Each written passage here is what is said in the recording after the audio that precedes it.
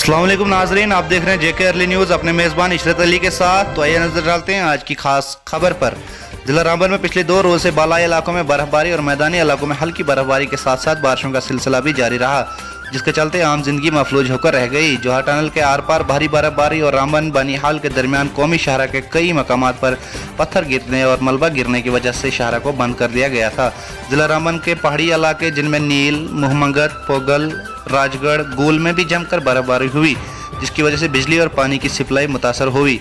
आइए देखते हैं बानिहाल से हमारे संवाददाता मेहरान वानी की एक खास रिपोर्ट।